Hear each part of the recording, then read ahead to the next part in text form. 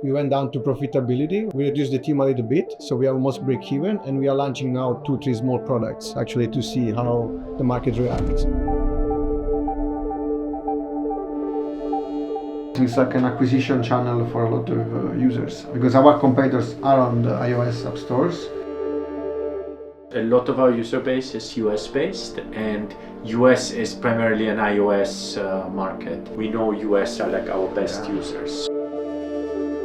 Are we building for serious traders who are like, sitting in front of like 6 screens and like need the most like sophisticated tools? Or are we building more for like a retail trader who wants to be able to trade on the move, more like entertainment rather than a business income channel? Now we're on our way to catch up with Gabriel and his co-founder from Coinrule.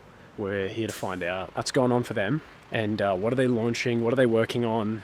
They've been in the game for a few years now, so really interested to see what's kind of really happening in the behind the scenes of their world.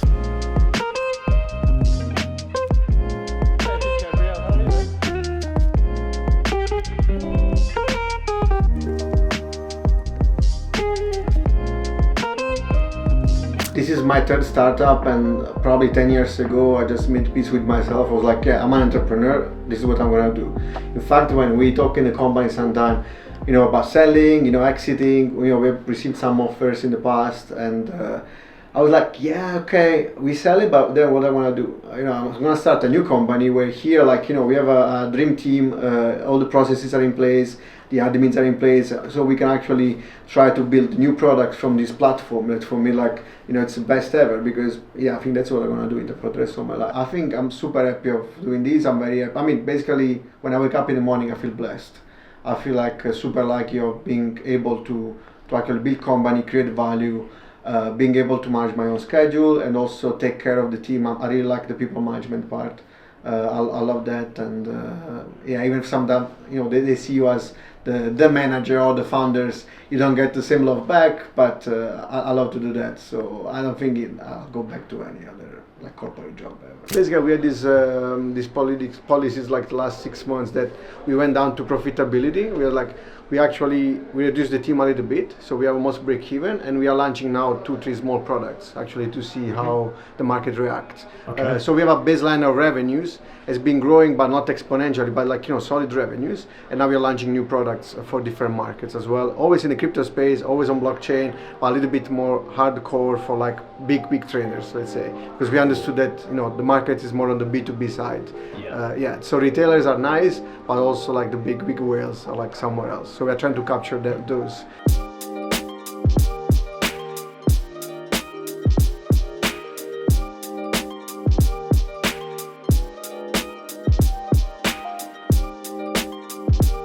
Zdenek is amazing because he already has 3 kids, and I was expecting the 4th one. I don't know how he does. He's a amazing coder, super dad, 4 kids, he's building a house. It's I don't know. It's an inspiration for us. It's a crazy inspiration. And when is he due? In April, right? Yeah. I think it's April. Yeah. The beginning of April. Beginning of April, okay. Shall we catch up on some one thing we could catch up on is this NPM? I think before that, also, Zdenek, I also wanted to tell you something, by the way. What? Yeah, perfect. I thought that was coming after. Oh my god, man! Congratulations. Zdenek, it's basically almost the same due date, the first week of April. That's crazy. Amazing. I wanted to tell you guys I thought already because yesterday, from the way we were. I was I already kind of knew. You had basically. It was so difficult to keep it secret. Since when do you know? Wow. Man, it's funny. 4 days before the wedding, we discovered it. It was a crazy week. Yes. And even before wedding, yeah. And also for you was the same, right? Exactly, it was just before wedding. Christy was, yes. was planned, obviously. But she was like, let me go for wedding, I cannot drink anymore. Exactly, also mean I was not drinking. So in April will be a very interesting month in April. It would be on paternity, it would be duty for 1 or 2 weeks. Beginning of April, first week. Wow, man, congratulations. So many kids in this company, crazy. You're all dads. Exactly. Wow. Nice. Right now we're going through the beta app, and we are basically looking for bugs, right? Yeah, like we're yeah. looking for I areas think, of improvement. and Zdenek, we're testing one specific thing, which is the payment flow, because we need to get it into the App Store. Yeah, which we submit. So we are testing basically if you go Settings? on plans.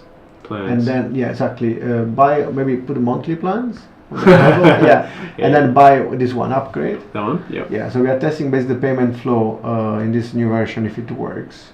And it And does. apparently the upgrade doesn't work. The upgrade buttons, that was the bug that actually Javier was referring Which to. one? If you get this wrong, what risk? Well, it's basically we lose a marketing channel, right? It's like an acquisition channel for a lot of users because our competitors are on the iOS app stores. So yeah, it's a battle. We are like 3-4 companies doing algorithmic trading, and we are always like neck to neck, like fighting. So every single channels, no matter how big or small it is, we try always to saturate it as much and always to get to the first position. And actually Javier, our CMO, is like a magician on iOS optimization. So as soon as this app is out, I think we will gain literally, I think, 10-15% revenue stream per month. No, for sure, it's a big channel. It's a big channel. Big also because a lot of our user base is US based, and US is primarily an iOS market, and we have an Android app, but Android is more international, iOS is more US. it's more and low we know US are like our best Yeah. users, so it's. I think users on iOS have more commercial power. But Apple is much more restrictive and picky in terms of like the App Store, so the standard is much higher. So there was a lot of back and forth. We had to get out some regulatory concerns. We had to get that sorted, and then on the payments, they have like very specific expectations on the flow, which it's not Basically, the case. they don't like when you don't use Apple payments. Yes, exactly. Exactly. And also like in terms of tech dev, we wrapped the app, so we built one web app, and the same one was optimized for Android and iOS wrapped. So it's not a native app. That's good because it's easy to maintain, but it's bad because obviously the interactions are not as good as a native app. Like all the swish and choreography is a bit different. Arguably, this is like a first version, and then at some point we would build like a fully native. Because still, like trading is something that you do when you're sitting at the desktop. You know, like you're calm, you can analyze your data on TradingView, on Binance, checking the charts, and then you take your decision, your approach on trading, and you place like strategy. It's not really something on the fly, unless it's like meme trading. But for that, you have Telegram apps. I think the more sticky customers at the moment are we call it pro users. So it's basically the one that really have a hobby in trading, and they actually spend literally like hours every day. They log in around 10 to 20 times a day on Coinrule. There's at least a couple of users we know. They have a second screen at work, so it's actually they trade 24/7, and these are sticky. But the retailer, the hobbyist traders, the beginner that doesn't really know what he's doing, and he just follows a strategy. After a few months, he churns. So we are now after like day traders and more funds, because funds actually for them it's amazing. The use case, instead of having to employ like a full quant tech team of engineers, they can just get a standalone Coinrule suite, and like they can just have a junior trader running few strategies like accumulation, liquidation strategy, with swap trading. Again, they can just manage the portfolio with the TWAP, so it's basically buying a certain amount of assets every week or month and then accumulated things. So those simple automations, you don't need like a tech team, and you're in your hedge funds or family office, you're better off just using a cloud platform like Coinrule.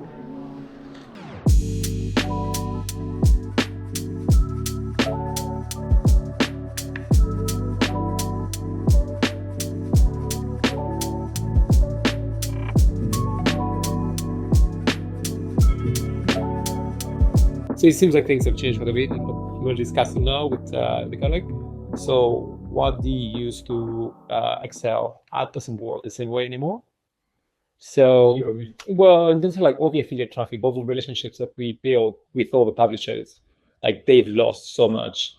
They get much less traffic than Because they themselves. in part because of the whole AI, like change to AI, and like how people are changing the patterns in terms of search, but also think that they were punished quite a lot in Google by Google. So whereas in the past there used to be lots of publishers sharing articles and even about us, not the views, but like best crypto bots and so on. a lot of that has disappeared. Now it's just like our competitors and ourselves just appearing in the top results. So just if you search for like the best crypto bots, you literally just get, us, Crypto Hopper, 3 commas, instead of the articles talking about. No. It's in a way it's good, but in a way it's bad if, we don't rank in a keyword. We can get the iOS app published very soon. Like it's just submit. We're literally just testing on Will's phone, actually, on Will's side. Interesting. Okay, fantastic. He's got a trader plan. But then you got stuck because you already tested before. Yes. Where you're like the first day poster actually worked. Virgin. Nice. So that's going to be very cool because we can then do things without any regulation issues. Whereas if you're thinking of Google Meta and so, we still have to go country by country. In fact, another thing we need to look into is the status of licenses for advertising crypto products per country. So if you want to reactivate or Google, Meta, and so on. In UK, you can forget about it. It will be a nightmare. US will be really hard. Probably worth to look into, but for sure it will be complicated.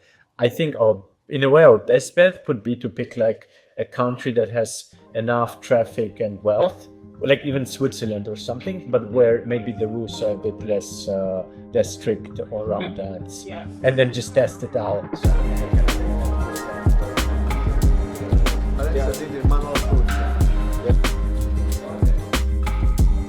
You don't have it.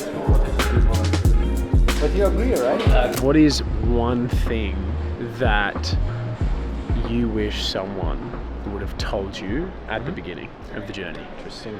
It's interesting. It's always a good question because there is this joke that if as a founder you knew how hard it would be, you wouldn't start.